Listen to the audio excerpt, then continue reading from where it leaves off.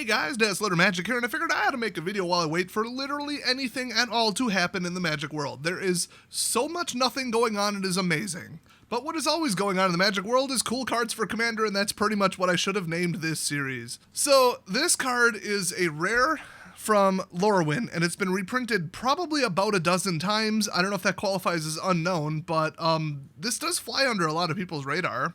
It's not a go-to card, it's actually kind of subtle, but you might see it and say, oh, okay. Yeah, that's going in, especially for the 59-cent price or whatever it's at this point.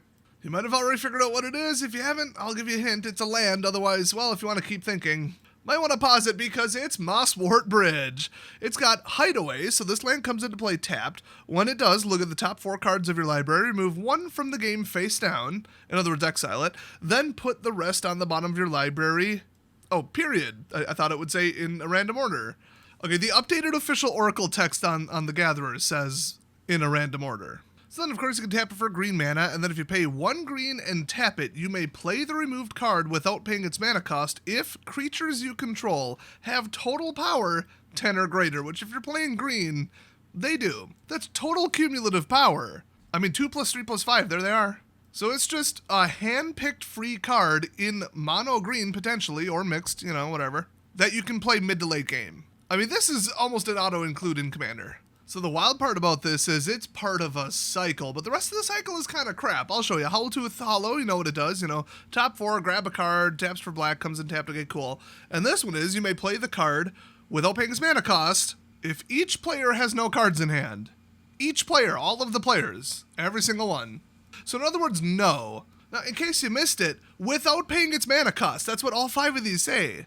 That's insane. So then we've got Shelldock Isle, which is the coolest concept and art. I love it. And its condition is if a library has 20 or fewer cards in it. If you're playing Commander and you're playing Mill, you're a terrible person. Next up, there's Spine Rock Knoll, and its condition is if an opponent was dealt 7 or more damage this turn. So this is probably the second most realistic one.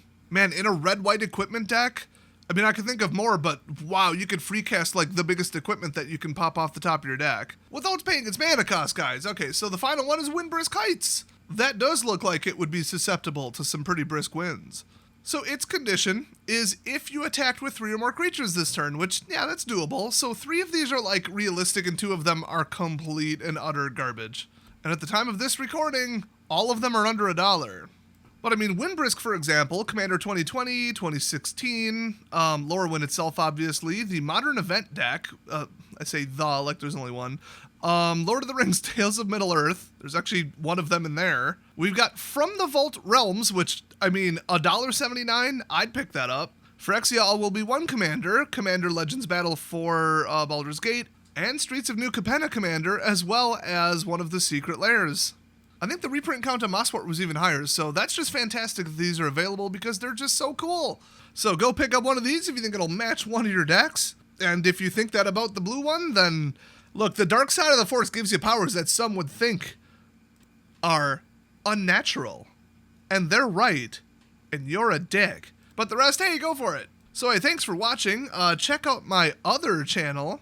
It's actually like a disaster emergency and like preparedness and kind of prepper channel, but without the weird connotation. I just uploaded 3 videos in 2 days to it, and they're all really cool. I mean, we use a giant solar space laser to blow something up, kind of. It's a little less exciting than that. Then I played way too much Green Hell and thought, let's do that in real life, and built like a caveman thing around my garden to keep rabbits out. It's kind of cool. Link in the description, I guess. I say that like I'm going to remember to do that. But hey, thanks for watching, and I'll see you guys next time.